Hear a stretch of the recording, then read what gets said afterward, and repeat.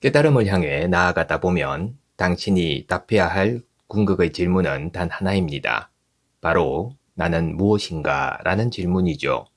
둘러서 가지 말고 이 질문으로 바로 들어가 볼 수도 있다고 하는데요. 삶을 변화시키는 채널 Change My Life입니다. 죽음의 문턱에서 단 3개월 만에 깨달음을 얻은 사람이 있습니다. 오늘은 레스터 에번슨의 책 깨달음 그리고 지혜 1권에 나오는 메시지 중 하나를 소개해 드리려고 하는데요. 출판사는 정신세계사이며 옮긴이는 이균형 님이네요. 그럼 시작해 보겠습니다. 모든 사람이 답해야만 할 궁극의 의문은 단순합니다. 나는 무엇인가? 바로 이것이죠. 그러니 내가 당신에게 물을 질문은 하나입니다. 왜 이 궁극의 의문에서부터 시작하지 않는가? 라는 겁니다. 할 수만 있다면 너무나 좋고 너무나 멋질 겁니다. 하지만 그저 나는 무엇인가 하는 이 의무만을 붙들고 늘어질 수 있는 사람은 매우 적죠. 우리는 잠재의식의 생각과 느낌들로 자신을 너무나 습관에 젖어 있게 만들어 놓아서 그것을 쉽사리 놓아 보낼 수가 없습니다. 그래서 우리에게는 다른 방법, 다른 도움이 필요하죠. 동양에서 온 그 다른 방법들은 야나 요가, 라자 요가, 크리아 요가, 박티 요가, 까르마 요가 등으로 불립니다. 당신에게 가장 좋은 길은 당신이 가장 좋아하는 길인 겁니다. 각각의 길은 다른 모든 길을 포함하고 있죠. 유일한 차이는 그 각각의 길이 강조하는 부분이 다르다는 것뿐입니다. 지적인 사람은 지성과 지혜의 길인 야나 요가의 길을 강조합니다. 헌신적인 성격을 지닌 사람은 신에 대한 사랑과 헌신의 길인 박티 요가의 길을 강조합니다. 인류에 봉사하기를 좋아하는 사람은 까르마 요가의 길을 따르죠.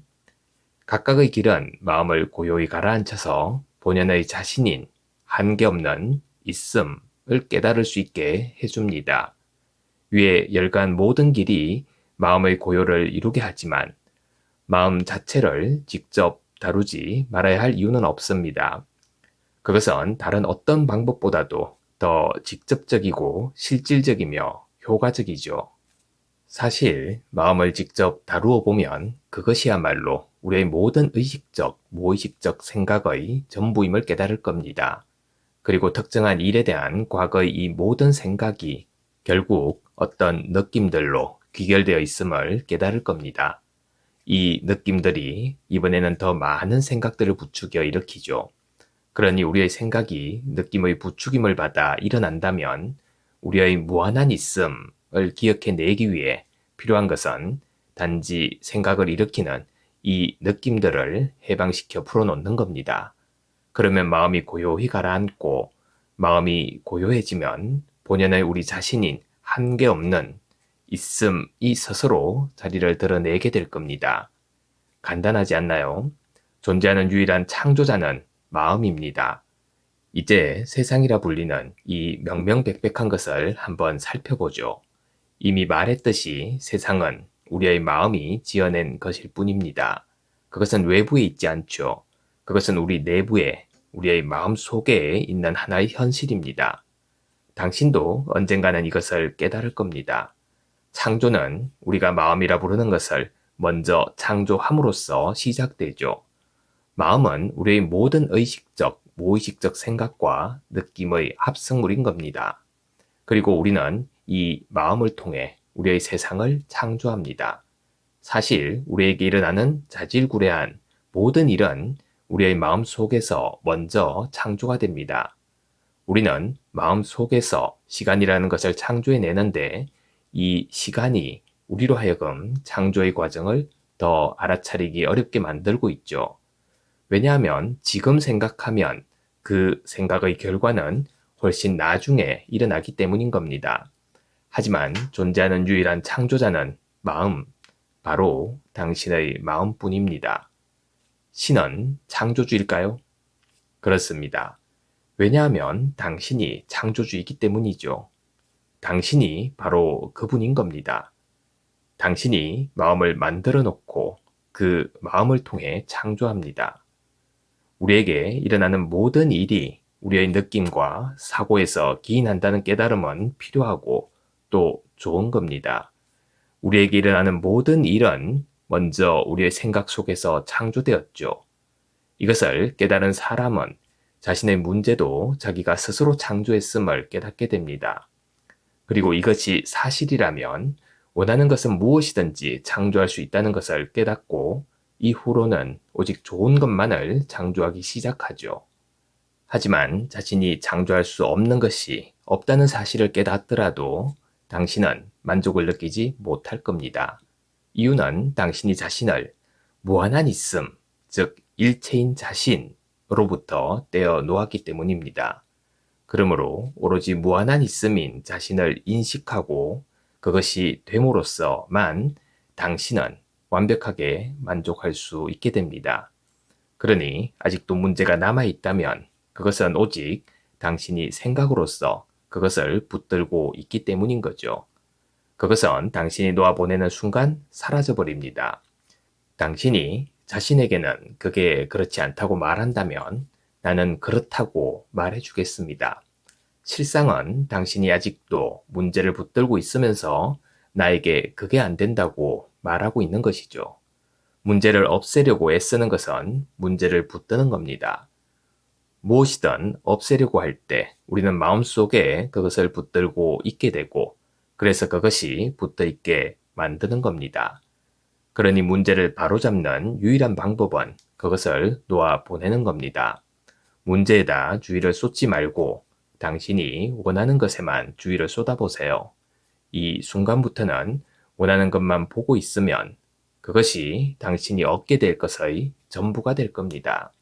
하지만 당신은 원하지 않는 것을 마음속에 붙들고 있죠. 당신은 원하지 않는 것을 제거하려고 용을 쓰고 있을 겁니다.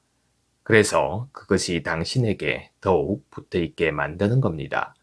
긍정적이고 행복한 삶을 원한다면 부정적인 것들을 놓아 보내고 긍정적인 것에 주의를 쏟아야 한다는 말입니다. 제가 이 주제를 지적인 언어로 이야기하고 있기는 하지만 이 주제는 지적으로 배울 수 있는 것이 아닙니다. 당신도 이것을 이해하려고 마음을 사용하고 있긴 하지만 그건 마음으로 배울 수 있는 것이 아닌 거죠. 보다시피 우리 존재의 실상은 마음의 바로 배후에서 발견됩니다. 마음을 차지하고 있는 것을 풀어놓기 위해 마음을 사용할 수는 있습니다. 그래서 마음이 더 고요해지면 마음 뒤에 있는 것이 보이는 것이죠. 이것이 마음을 통해 지적으로 배울 수 있는 주제라면 그저 책만 읽으면 되었을 겁니다. 하지만 그건 그렇게 되는 것이 아닌 거죠. 우리는 아주 용의주도하게 마음 바로 배후에 있는 우리의 참자아를 찾아내야만 합니다. 마음을 풀어놓으려면 마음을 돌려 마음을 향하게 해보세요. 그러면 마음 넘어 당신의 참자아에게로 갈 수 있게 됩니다.